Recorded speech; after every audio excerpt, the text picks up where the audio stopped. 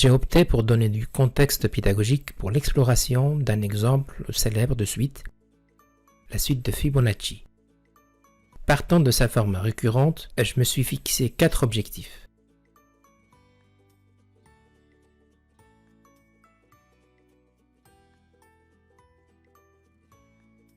Déterminer sa forme explicite, son terme général.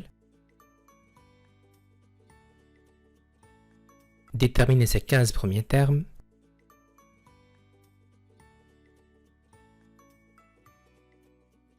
Représenter graphiquement ces 15 termes. Et finalement, terminer par une animation dynamique avec la fameuse spirale. Une remarque préliminaire va concerner la notation utilisée. Maple travaille avec la notation fonctionnelle d'une suite, f de n, et non pas f indice n. C'est quoi un menu contextuel et c'est quoi mathématiques cliquables finalement?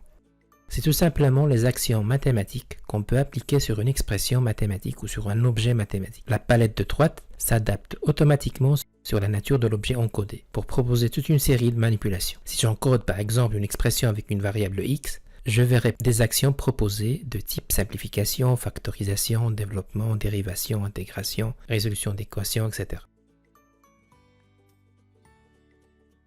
Si j'encode une relation de récurrence, je verrai en plus de ça d'autres actions proposées.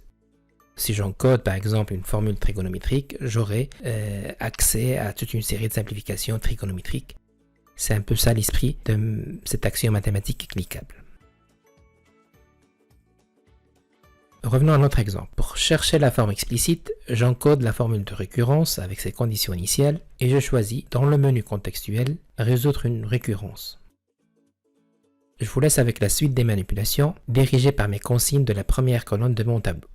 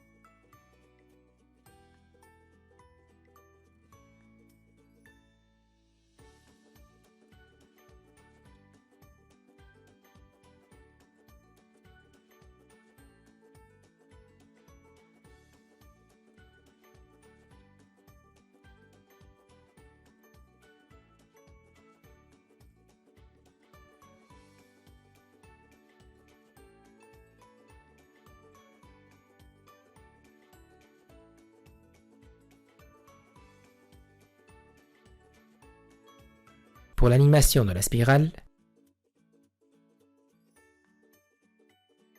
j'ai opté pour une application dynamique que j'ai importée et adaptée via l'outil MATAPS.